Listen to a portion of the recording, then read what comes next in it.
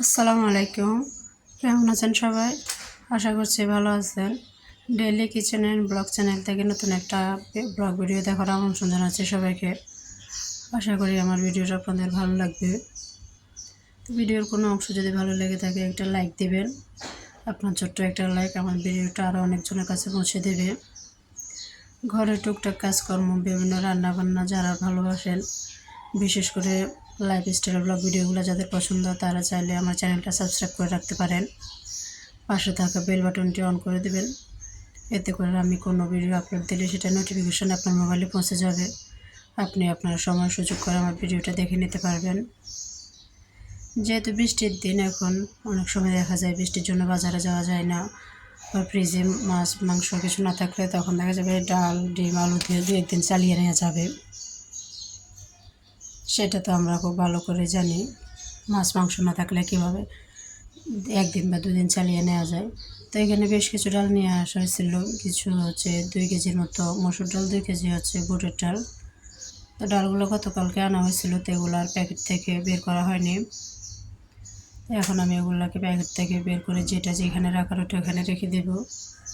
আগে হচ্ছে মসুর ডালগুলো বের করে নিচ্ছি, ওগুলো যেহেতু আজকে লাগবে না তাই সবগুলো বয়ামে রেখে দিলাম। আর এখানে হচ্ছে বুটের ডালগুলো, এগুলো হচ্ছে প্যাকেট থেকে বের করে একটা বয়ামের মধ্যে রাখলাম। তো ভাবলাম আজকে একটু রান্না করি। তো বুটের ডালটা আমাদের বাসার আমার ছেলেমেয়েরা সবাই খুব পছন্দ করে। এটা মাংসের সাথে হোক বা ডিম দিয়ে যেভাবে রান্না করি না কেন সবার খুব পছন্দ। তো আজকে কিছু রান্না করব, তো সেজন্য কিছু ডাল আমি এখানে নিয়ে নিচ্ছি। এই ডালগুলোকে কিছু পানি দিয়ে ভিজিয়ে রাখবো প্রায় 30 মিনিটের মতো।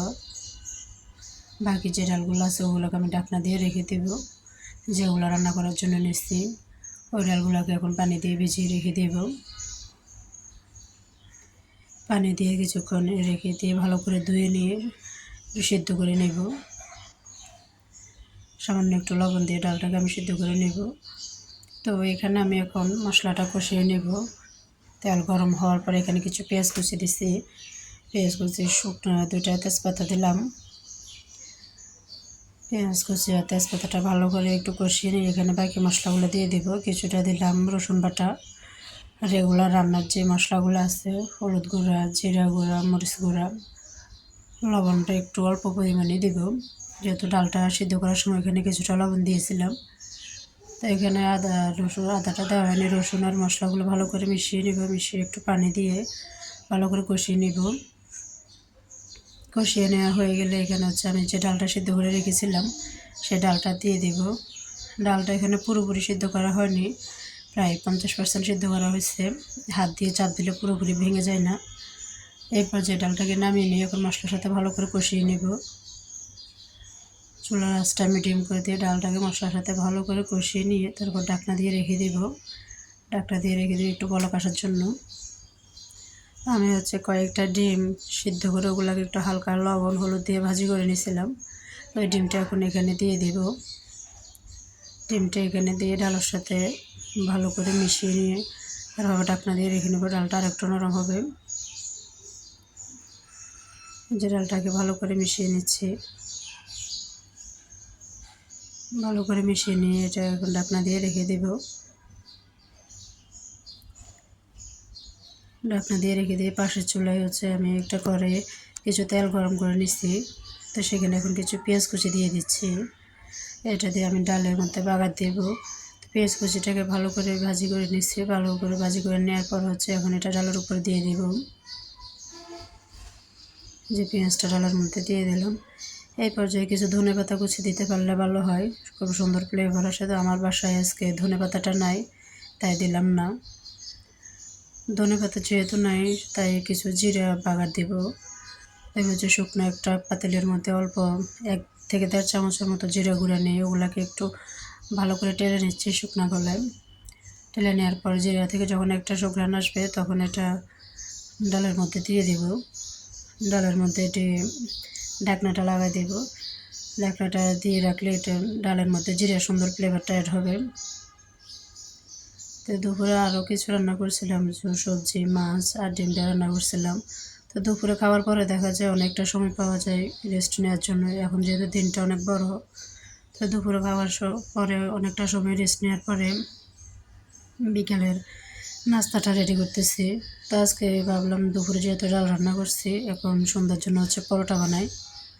তো পরোটা বানানোর জন্য আমি হচ্ছে আটা আর ময়দাটাকে মিক্স করে নিচ্ছি। আটা আর ময়দা একসাথে নিয়ে পরিমাণ মতো লবণ, সামান্য 2 চামচ তেল আর কুসুম গরম পানি দিয়ে ডোটা রেডি করে রেখেছিলাম। এটা কিছুক্ষণ রেখে দিয়ে তারপর হচ্ছে পরোটাগুলো বানিয়ে নিচ্ছি। সব কটা পরোটা বানানো হয়ে গেছে, এখন আমি ভেজে নিচ্ছি। পরোটা পাউরুটি এগুলো আমি সবসময় ঘি দিয়ে ভাজি করি। তেল বা ঘি যেটা দিয়ে ভাজি করি না কেন, পরিমাণে একটু বাড়িয়ে দিলে, তেল বা ঘিটা একটু বাড়িয়ে দিলে পরোটাটা একটু বেশি মুচমুচে হয়। তো আমি আজকে পরোটাটা ঘি দিয়ে ভাজি করব। চুলার আঁচটা মিডিয়ামে রেখে ঘিয়ের পরিমাণটা একটু বেশি করে দিয়ে পরোটাটা ভাজলে এতে একটু মুচমুচে হয় বেশি, আর ঘিয়ের ফ্লেভারটাও খুব ভালো আসে।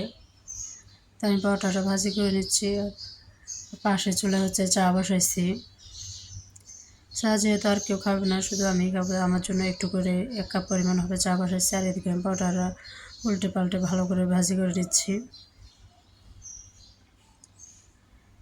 এখন পর্যন্ত যারা আমার ভিডিওটা দেখতেছেন, এতক্ষণ পর্যন্ত যারা আমার ভিডিওটা দেখছেন, একটা লাইক দিতে ভুলে গেছেন, প্লিজ একটা লাইক দেবেন।